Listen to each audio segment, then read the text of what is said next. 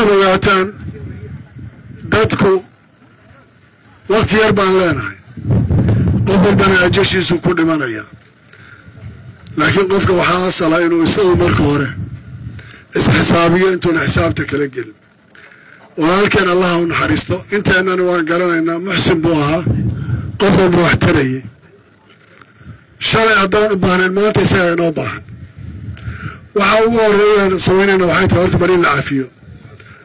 waxbaa lagu jiraa dadka waxbaa ka dhexeeya carab iyo daab baa ugu dhow way isqoomaan marka hore ilaahay dartii inaanu cafino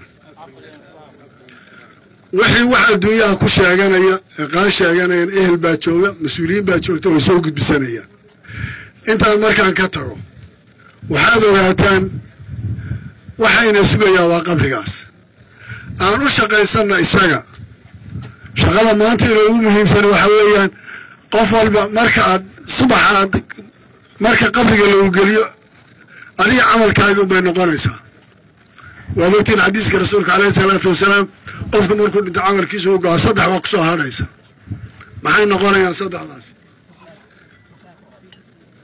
waa walad saalix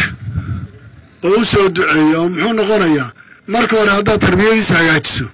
marka dambe adigu wax ku taraya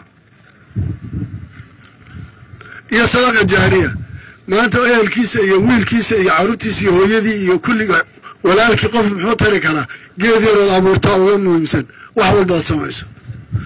masaajida dhagax ugu dartaa asal u ah iyo cilmi naafica intaynala gudboona maanta aan samayn karnaay waa inaan ilaahay u barin oo aan cafino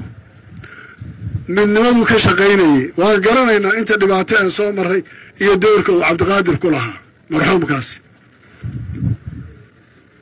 anaa garanaya maanta qof walba anaa uga dhowaa anaa garanaya wuxuu ka tegey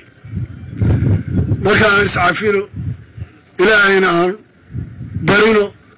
isagana ilaahay aanu barino marnaba hadal dheer oo kale inaan idhaahdo dembigiisana allaha dhaafo iyo kii waalidkiiba hooyadii oo isaga ka weyn oo da-a joogta walaalkii baa inala jooga wiilkiisii baa jooga walaal kalea jooga dadkaasoo dhanna waxay inaga mudan yihiin inaan samirsiino oon idhaahno samra isagana maanta ducuu inaga mudan yahay asalaamu calaykum waraxmatullahi wabarakatu